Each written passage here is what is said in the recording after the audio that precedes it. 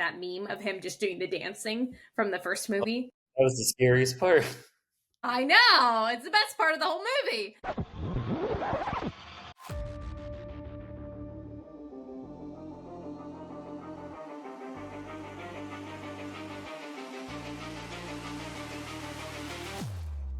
Hello, everyone, and welcome to another episode of Survive This Crit, the podcast where we combine our love for horror movies and RPGs to figure out whether we could survive that horror movie. I'm your host, Nick DePino, and with me as always. I'm your host, Kylie Olson. Thanks for joining us today. Yeah, guys, thank you to our listeners for joining us. And in this episode, we're going to be starting our next series on the thrilling and just totally mind-screwing movie that is It Chapter 2. Today we're going to be doing a deep dive into just the traumatizing clown Pennywise and some more of his backstory, just our general thoughts and opinions on this movie, especially with it being a sequel to It Chapter 1. Before we get into it, I just want to remind everyone, make sure to leave likes on our videos and make sure to subscribe to our YouTube channel. Or if you're listening on Spotify, make sure you follow us so that way you never miss an episode. All right. Kylie, down to business. I'm excited to talk about this film. It's our first sequel ever, which means it's our first sequel RPG as well. So for those of you who are interested on the RPG side, and even the It Chapter 1 side, make sure to go back and listen to that series because we did a lot of discovering about things like the director and about the book versus a movie in the last series. So we want to make sure that you have the full context when you're coming in for the sequel, because you wouldn't watch the sequel without watching the original, right? That goes for our series too. So we hope that you enjoy this wild, wild ride with us. And to kick us off, Nick, why don't you give us a summary of the film? Summary of the film for It Chapter 2. Well, it's 27 years later in the year 2016, since the year 1989. And our main characters from the first movie are now all grown up. They are no longer little teenagers, but instead adults in their prime 40s and late 30s, somewhere along that area. Wouldn't you know it, the bully that traumatized them in the past is coming at them again. Pennywise the clown, and also the actual bully. What was his name? That was my sitting Pennywise dance. Anyway. Oh yeah, Henry Bauer, the real bully. Bowers, there you go. And Henry Bowers is back too, the other bully that traumatized them. And a bunch of grown adults must come together to get over their traumatizing bully. That is also the Eater of Worlds. That was a really, really solid summary. I feel like you nailed it. A brief introduction of this film. It was released August 26, 2019. The budget was $79 million, and it grossed $479 million worldwide. It was 211 domestic and 261 international. So it was definitely considered a success, but it did not do nearly as well as the 700 million plus that was grossed worldwide from It Chapter 1. The film was directed by Andy Muschietti, which you can learn more about him on our It Chapter 1 series. And the writers are obviously Stephen King with the novel, and then Gary Dauberman for the screenplay. There were a few awards and nominations given for this film. Again, it wasn't received nearly as well, but there were 2021 Saturn Awards where Bill Hader won Best Supporting Actor, and other actors got nominated for Fright Meter Awards, including James McAvoy, who won, Bill Hader, Bill Skarsgård, who was nominated, and Jessica Chastain, who was nominated. The other Saturn film nominations that they had were for Best Makeup, Best Special Effects, and Best Horror Films. But that was about it on the awards side of things. But Nick, I think it's time to see if you can survive against Pennywise with some monster movie trivia. Me? Your deepest fear. Oh, taxes. Taxes. Yeah, Pennywise turns into the IRS. Oh gosh, they're gonna shoot me. All right. Well, I think, are you ready for some monster movie trivia?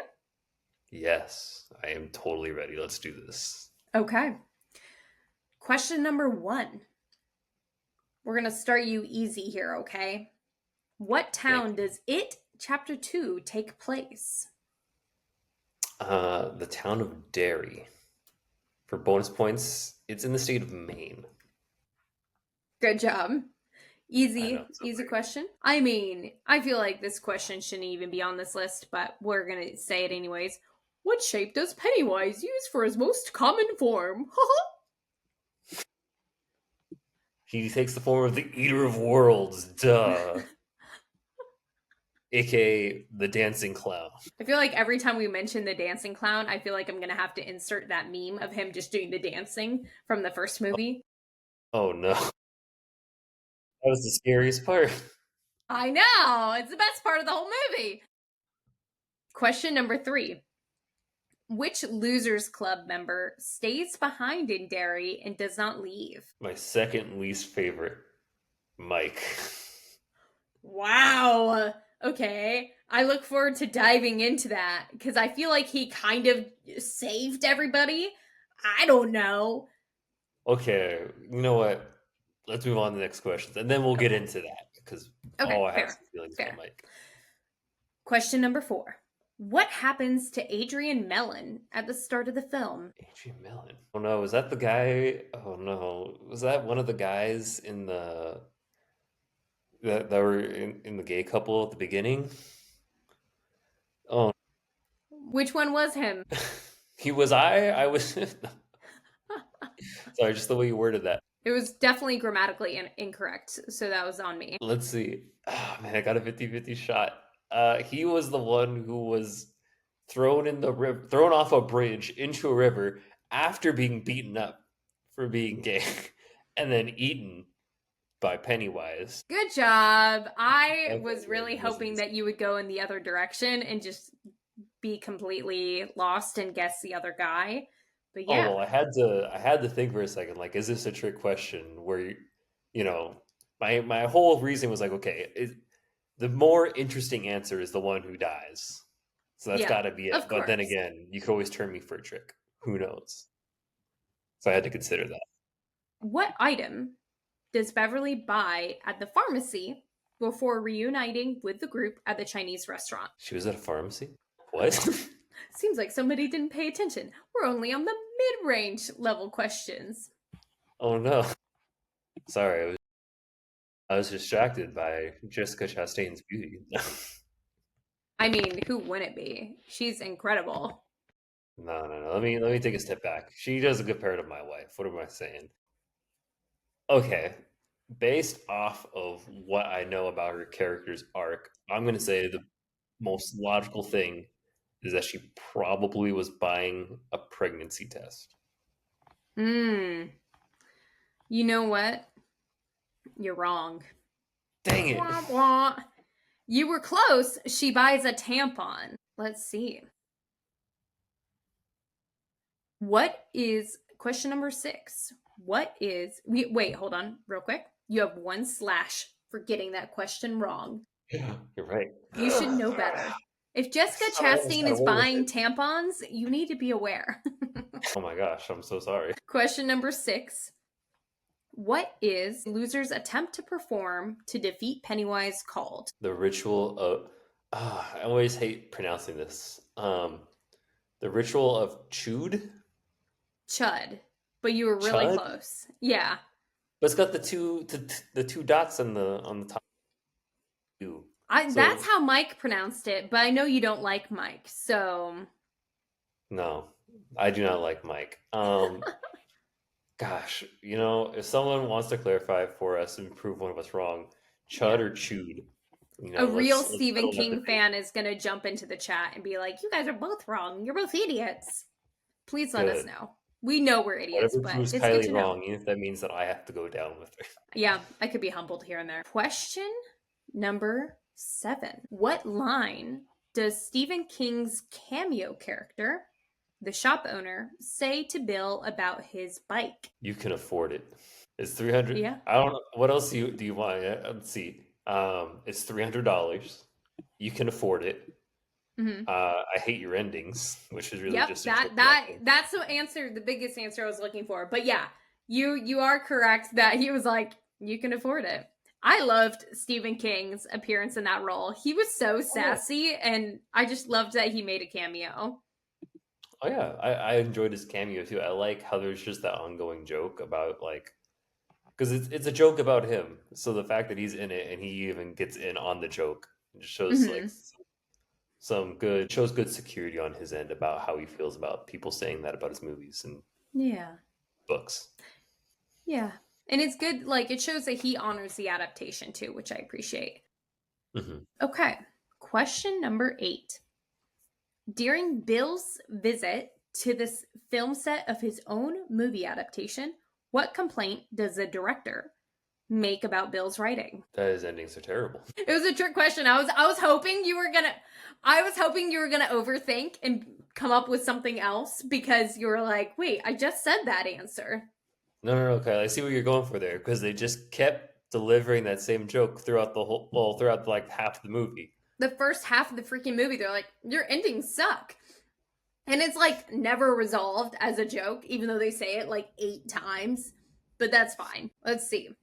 Question number 9. Richie carves something into a wooden fence as a child. What was it revealed to be when he revisited it as an adult? Was definitely R plus E. Mm-hmm. Richie and Eddie. I don't remember if it was in a heart or not. I don't think it was. I just think it was R plus E. I think it was just R plus E too. And then the final question is what does Eddie use as his sacrifice for the ritual of Chod? What does Eddie use? Mm-hmm. An inhaler, which is ridiculous because it doesn't burn. Neither does a token, idiot. Neither does a token, you idiot. And the rock doesn't burn either. Yeah, Just good saying. job. You know, you survived monster movie trivia with barely just a scratch. Tis but a flesh wound. You did a Mhm. great job. But to move us forward, what do you think Rotten Tomatoes? What do you think people thought of this movie? Okay. And Gosh, I'm we'll trying to start with remember. Tomato Meter. We'll start with the Yeah, yeah, critics, what they thought. yeah. I'm trying to remember how well It Chapter One did because we both seem to agree that It Chapter Two was not as good, and that seems to be the consensus. Mm-hmm. So 87%. Wow. The Tomato Meter was 62. Wow. Okay. I was being too merciful. I was being too merciful. I'll readjust for next time. Okay. What about the audience score? The audience score, I'm gonna say probably. I'll say the audience probably liked it a little more. So I'm gonna say 75. Okay, you're really good at the audience perception because 'Cause I'm a audience man of the score, people. you're a man of the people. The audience score was 78%. There we And go. I'm curious what you thought maybe some of the general feedback from people was about this movie. Like what would you assume people's assumptions and like reviews would be before I get into it? Let's see. I feel like most people probably didn't like the de-aging, the special Mm, effects. So I'm sure, that's something everyone always complains about. So yeah. it's I probably some found an mention of that. aggressive Reddit thread about the de-aging because I was trying to do more research on it, and there were some people that were like, "This de-aging looked terrible," and I was like, "I didn't even notice it the first time I watched it, if I'm totally honest."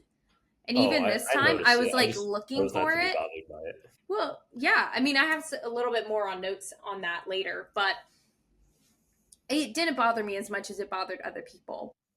Yeah. People liked that it was a continuation of the story and it was like a solid conclusion, but critics did find that the movie was less scary and that the runtime felt really bloated and kind of episodic. That's very fair. You know what? When I was watching this film, leading up to this recording we're doing here, I looked at how much time I had and how much time it was going to take to watch it. I saw 3 hours, almost 3 hours, and I was just like, I had to break this up into multiple watches. I could not find time to sit down for 3 hours and watch this movie. No, same. Which, I did my rewatch through literally today, and I would like pause it, go do something, come back, watch some more, pause it. But it's a lot to digest in one sitting. But to bring up, modern audiences, how do you think our letterboxed users felt? mm, I'm gonna say probably 2.5 out of 5. Ooh, you're really close. So Letterbox gave it an average of 2.9 out of 5. And Oh, some of the reviews include I'm going to do a low, middle range, and then a high range review. yeah. Alejandro left the review with a half star out of 5. For a movie that jokes about Stephen King having shitty endings and everyone criticizing the original for having a shitty ending, they made the bold choice by making the entire thing What? Okay. I definitely don't feel that way, but okay. I don't feel that way either, but I really like the aggressiveness. Yes. Let's see. Euphoria 256 gave it 5 stars and said better than the original. Better than the original. And Okay. yeah. And then the review that's mid range, let's see. Sorry, trying to pull it up. A 3.5 star review from Nathan says Pennywise literally dying because of his self-esteem issues. I'm feeling very attacked. That whole, oh my gosh. I would say maybe, so definitely, scary for sure. But I think a good way to describe this movie too is just gross. There's so many gross things going on. Yeah. Specifically, what comes to Viscerally, mind after I hear that is the image of Pennywise shrinking down, and he's just like, "Hey, the don't image touch that comes to my mind is the Steve's head when all the legs sprout out and it me." looks like the That was kid. so gross. It I looks had to like look away. Sid's toy from Toy Story. No, it's worse than that because it comes out of his. There's a leg coming out of his eyeball, and if you look I closely, like, oh my gosh, that's the thing. Watching it because this is the second time I watched this movie. The first time was when it was actually came out in theaters. I was so excited about it. yeah. And this time, I actually really paid attention to smaller details about the creepy, like little details of the creatures. Seeing like the tiny hands at the end of everything. Oh Oh my yeah, like gosh. all the hands that crawl up Bill's arm when he puts his hand down in the gutter, and they're like, Yeah, it's so weird. And oh my gosh, this spider legs coming out of the eye socket of Stanley's head. Oh my gosh, just so. it's pretty gnarly. Ugh. I liked the zombie like characters. Those like for the use of CGI, and we can dive into our thoughts and opinions here and talk about the upcoming series at the end, but for the use of the CGI, like the zombie like characters, I actually kind of liked those because every time I saw them, I was viscerally nauseated. So, Yeah, the zombies weren't bad. I feel like they felt a little bit more on the practical effects side in terms of like just good makeup. mhm. Um, His zombie head was pretty gnarly too. it was disgusting. It also makes me wonder about this one theory I just have in my mind. Hmm. If so, Pennywise can make images appear in people's brains. That in your mind. Right. He reads your mind, figures out your worst fear, plays with that, and makes you experience it, and no one else can see it except you. Hmm. But he likes to specifically choose these zombies as people that he has already killed. Mm. So, does that mean if he kills you, that your body just becomes like some type of servant that does things, or is it just like I guess I'm trying to make some rules out of this, where maybe there aren't Yeah. any. Well, I feel like those particular like the zombies, for example, I see them more as like henchmen because they definitely interact with other people. there are multiple characters that they like bump into, Yeah, like including when the guy's getting out of the asylum. Like one of the zombies is right there. yeah, His that was his bestie. old hench bully slash friend from Yeah. the 80s. So I feel like, at least to me, they're more than just like vessels to be controlled. I feel like they especially when you see there's like that flashback scene right before Henry Bowers leaves the puddle, but he's in like a floating puddle of like dead bodies. I think those are all kind of the bodies that are to Pennywise's whim at that point, like both soul and body. Like there's some Mm. sentience and some consciousness there, is what I would assume. So you But think he has some level of command over the undead or over the dead, yeah, I think specifically the ones so that because they're like they are zombies. I don't think we could categorize them as any other creature. And honestly, Pennywise is really hard to categorize as a creature too because he acts a lot like a mimic, but he's also got these like otherworldly powers that are Mhm. really massive. The more I've like dived into this, especially trying to understand what the heck was happening in the book, I definitely am more curious to read the book. It is 1,000-page novel, so I have to make the time Oh to do no. that. Yeah. Yeah. So I mean, this is what we know is that yeah, there are these zombies that appear on the screen, and Hmm. we know that they have some type of interaction with the real world Hmm. because one of them is able to hand a flyer to Bill Hader. Yeah. Another one hands a knife that Henry actually uses to escape from the asylum. So there's some Hmm. physical interaction, Yeah, which that's means why I that it's don't not think just he's just like they're not just illusions. They have to be more than that. so it's either he has control over the dead or he for some reason chooses to take those forms in those types of interactions. Well, I think the people that are in those zombie forms are people that he's maybe killed or at least like connected to, like tormented, because he Oh yeah, feeds off of there's fear. definitely people he's killed. So I don't I know. don't know.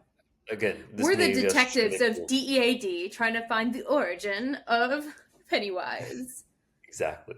Sorry, I'm trying to pin this down, but we could probably be at it for a while. No, you're good. Well, in the meantime, as we're contemplating, tell me a little bit about your thoughts and opinions of this movie. Okay. Well, we've already mentioned that we don't really like it as much as the original. Hmm. Overall, I wouldn't say it's terrible. I definitely wouldn't say it's really good. The ending warmed my heart though. Like it really, oh my gosh, the ending is the thing I want to emphasize right now because like I don't know. Maybe it's because I just moved here to Australia a couple months ago. But it's the whole like I'm in the season of okay, I've left some friends behind, Hmm. physically at least, not being in the same place as them. So just getting that ending, I thought the ending was just so sweet. Of like, yeah, we're friends and we've been friends, and just because we're far apart or we've all grown up doesn't mean that we're not friends anymore. And I Hmm. was oh my gosh, that got me. That got me towards the end. I was like, oh, I have to call up my friends, check in on them, see how Who they're was your doing. first call? Who were you like, I've been thinking about you, bro? Well, it's a little challenging with the time difference. But probably my friend Norm will be the first person I call. That or Eric. Love that. I That's guess really technically, sweet. Kylie, you're the first person I've talked to since this. So, congratulations. Thank you. Thank you. Happy to have made the list. This was definitely not a pre scheduled recording. I liked the bittersweetness of the ending too. I feel like once the letter came, I feel like that letter was like 12 minutes long. I think my biggest grief with this movie is the fact that it's almost a 3-hour movie. And Yes. Okay. So there's a those are two lot of very important things. exposition, and which makes sense because it's a 1,000-page novel and they're trying to explain the ritual of Chud and stuff. But my goodness, Yeah, but I here's the as I thing. was I feel like they could have just cut out the ritual of Chud because okay, because it so didn't even matter. It Because in the didn't end, they just matter. bullied him. And in the end, isn't that kind of what they did in the first movie, too? Exactly. I know. Okay, so the movie sets up that they have forgotten a lot of what happened in the first movie, Right. but Like, they're they talking about basically like, okay, forgot we're their entire lives in Derry. which is just part of it is I want to say just trying to repress some traumatizing memories. Other parts of it probably is more Pennywise being the psychic thing that he is. The second you leave the town or the farther you get away from him, the more he Lingers. he he blocks out the memory of you or of him. Hmm. So that way you don't come back and try and beat him or something. Right. Which is crazy Gosh, that man. Mike stayed alive long enough to. Like, Mike lived there for 27 years with all those memories. That's bonkers. Yes, yes. Oh my gosh. Okay, so I feel like we got to be organized about this because I Okay, feel like go it's ahead. just a few different things we got to complain about, get our grievances about. Okay. Okay, go ahead. You go first. Okay. Well, since we're on the topic of the ritual Chud first, Hmm. yeah. So I didn't really like that. I thought it was a great plot device to create a journey for our heroes, but the psych out at the end just undermined it all. You know. Yeah. So I didn't like that. And then what I hated most about it was that it was just a lie. It was a lie from Mike. And this is why I don't like Mike. He just lies to his friends the whole time to get him to come to He Derry. really does. And that did drive me crazy, which, as we'll talk about in part two, is not necessarily how Stephen King wrote him, but it was weird that, like, at every turn he was like, I'm gonna roofie my friend. I'm gonna lie about this and Yes, bring he them all here. drugged his I'm gonna friend. lie about this. Like, that's kind of crazy. And I I could I get I the could forgive intention. the initial lying to get them to come there. Because Hmm. I could, I wouldn't necessarily, uh, I wouldn't like that the most, but I could understand it and forgive it because you're asking a group of people to come face a horrific eater of world clown thing. Um, so maybe, you gotta lie. Maybe that's just the conclusion you come to get them there. Hmm. But definitely before you go and approach him, you gotta come clean with all the cards. You gotta be like, guys, okay, I love that we're all motivated. Now, listen, this might not work, this ritual thing. Okay, it could work, but really, it's not about the ritual. It's about our own beliefs in the Mm. ability to overcome Pennywise. Because if you remember, guys, that's what happened in the first movie. Yeah. Which, like, now that we're saying it out loud, like, how they defeated him the second time, which, I mean, made sense that they took out his heart. Yoink. Crushed the heart. Which was apparently the biggest difference. But the first movie, they bullied him into submission. The second movie, they bully him into submission. And now, I will say, like, Pennywise was definitely a much more aggressive character in the second movie. Like, the whole Yeah. token journey, I agree with you. Like, it was cool to see their flashbacks, but again, it made the movie way too freaking long. Because Mhm. I will say, I think I would have loved to have seen this movie in a theater. Because I think seeing it on a big screen with a lot of really good food and drink probably would have been a really cool experience. Both times I've seen it has been in the comfort of my home where I can, like, pause and go do something else for a bit and then finish the movie. But I feel like my biggest grief was that it ran too long, and I think a lot of it was because of the exposition. Whether it was Mike being like, "We have to do this ritual, the ritual of Chud," or even the last 12 minutes at the end where, like, I loved when they all were together in the water and they were like, Eddie would have hated this. You could have ended the movie right there. But, like, I liked that they got the letter from Stanley. The letter was just way too freaking long. At that point, I was already like, you guys killed the monster. What am I here for anymore? I am going to move us forward, though, into another category of my, like, thoughts on this film. I feel like there were times where, there were times where it was genuinely scary, but there were times where it didn't quite know what to be. Like, there were times, because Bill Hader's character is a comedian. Like, there were times where they really kind of defaulted to the funny.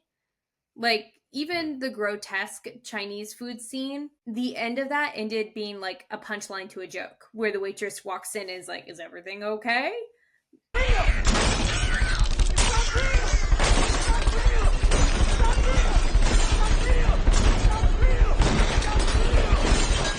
Is everything all right?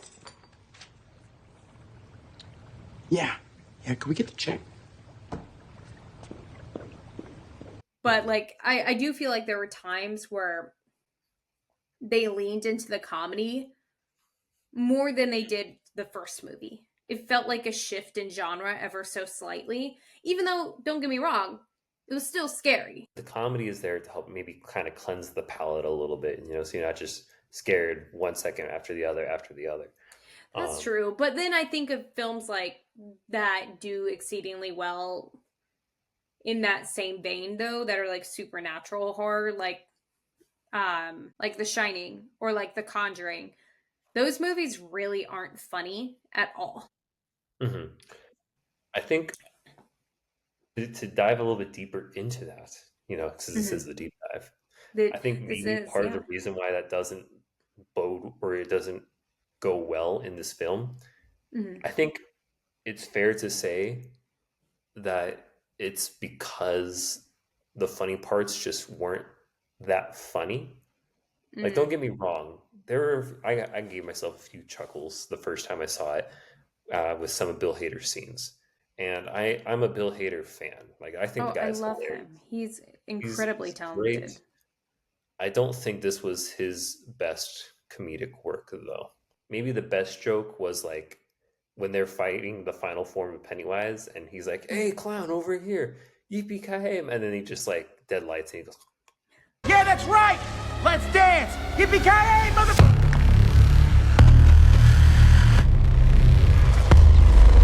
"That was probably the funniest." But a I lot mean, of that's times really good. when he's trying to be funny, it's more like it's like he somehow reverted to just being a teenager. He's doing teenage jokes. All the jokes he was doing were jokes that my friends and I would Like your would make. mama. I would I think think, that was especially part if of you're that a was professional intentional comedian. though, to show like them coming back together, like reverted them to their teenage selves. But I agree with you that like it didn't always land. Mhm. And I would say on top of that, for the funny side, where it was trying to be more of a comedy, was like sometimes the CGI in this movie really came across as like silly instead of scary. And there Mhm. was, I think it's because there was so much CGI, but there were moments where, like the old naked woman, for example, classic horror trope. In The Shining, for some reason, it's terrifying. But in this movie, the way they CGI'd her was so, like, it was grotesque, but it wasn't, like, it was almost goofy. Because It it was was. just weird. It was like, oh, like I'm not super scared of this. Like I was more scared when she was running back and forth in the room behind Jessica Chastain as she's like finding her token. I mean, if it were real life, that a figure like that came out at me, I would certainly be very frightened, and scared, I especially if it probably looks I different. probably would be too, but I'm just saying maybe I think back to early days of CG and I feel like Chronicles of Narnia comes to mind because the way that they made some of those monsters, and maybe it's because it's been quite a few years since I've seen that movie, so don't come at me if I'm wrong here. But I remember the monsters in that movie, and even like Lord of the Rings, being very, very, very scary. And CGI has improved like 20 years since then. And we get like this woman who's really not all that scary, just kind of goofy looking. Like she does look like the clown's daughter with that look. Yeah. Oh my gosh. Okay.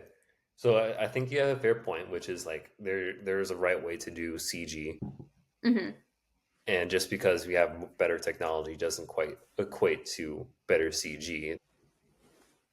It's also of it's a measure of how you use it and how Mm-hmm. much you use of it. I feel like Yeah. the in the earlier days, unless you were Star Wars, you used it lightly. to just slightly enhance something that was already kind of being done practically. Like some of those Right. monsters, had actual makeup and stuff, but then you just use CG to make it, kind of multiply them or, whatnot. But man, okay. I I feel like more lore to Pennywise is something I want to talk about really quick too, Yeah, of course. because it talks about like, oh, my dad was this woman talks about like, oh, my dad was a clown. Oh, look, here's an old photo and it looks like Bill Skarsgård, who looks like Pennywise. And we know that it is not actually Pennywise the clown. So Right. makes me curious. I just feel like there is this lore of like, okay, there was an actual Pennywise the clown. So that's the thing. So a lot of the exposition that we were talking about before. So we know for a fact that this being is millions of years old. Right. So before Pennywise or before that clown, and we get the idea that maybe the clown was an actual real person.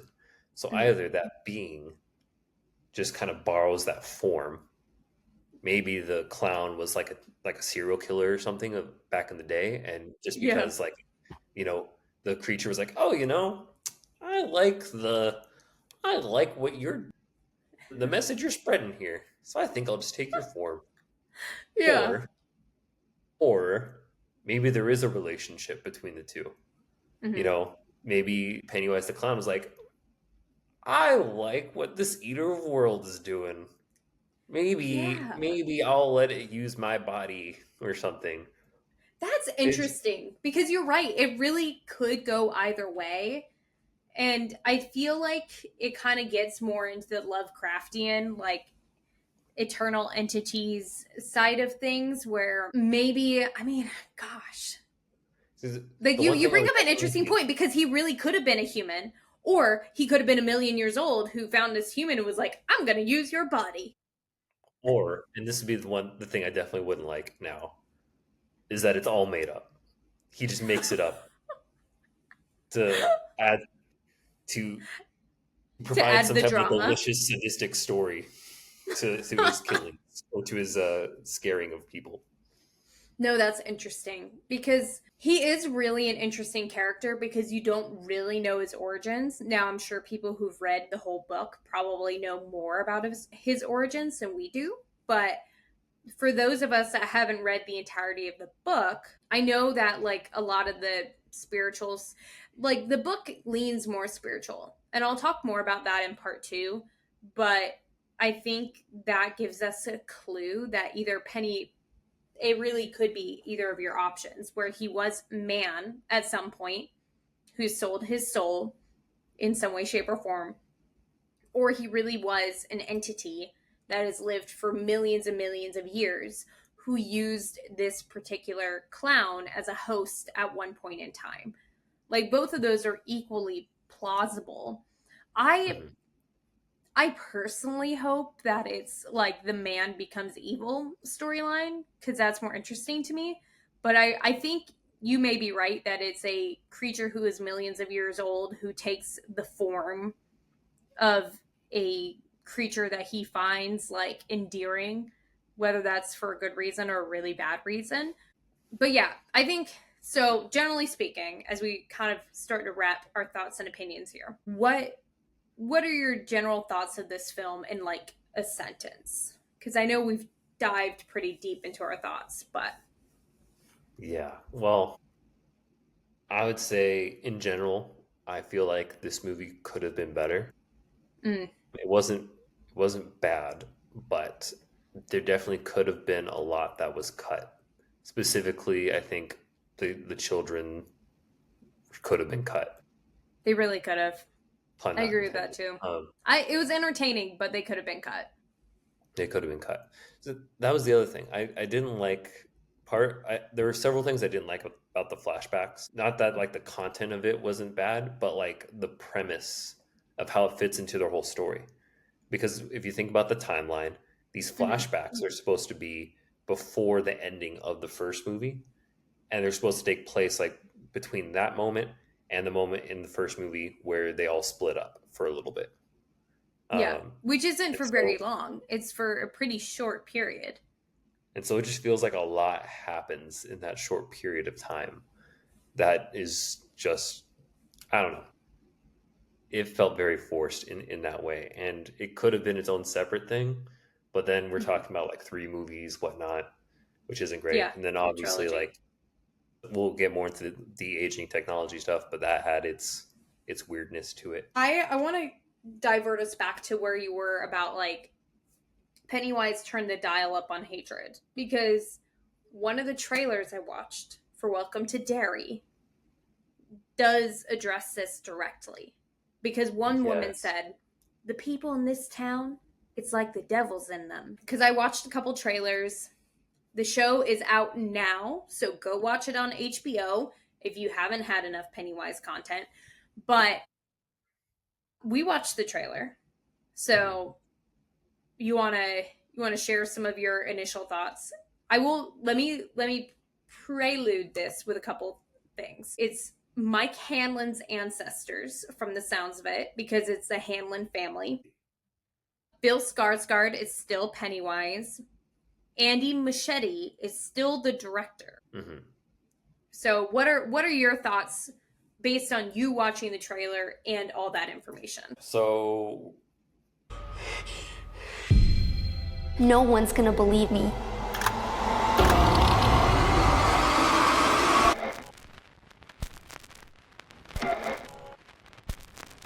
we're talking The about the trailer trailer. for Derry. Yes. Okay.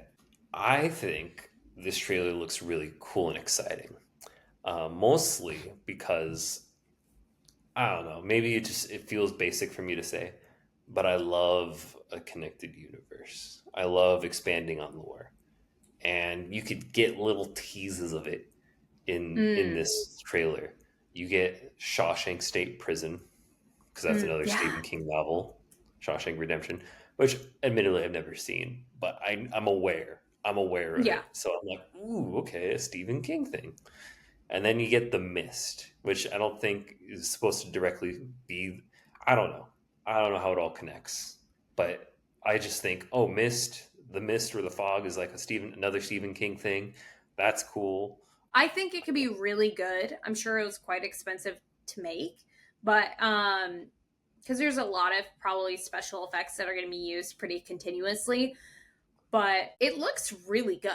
I'm excited by the idea of having another horror show, especially when it's based on lore we already know. And like you said, Stephen King has a whole, like, I think he called it macroverse, where a lot of his projects connect.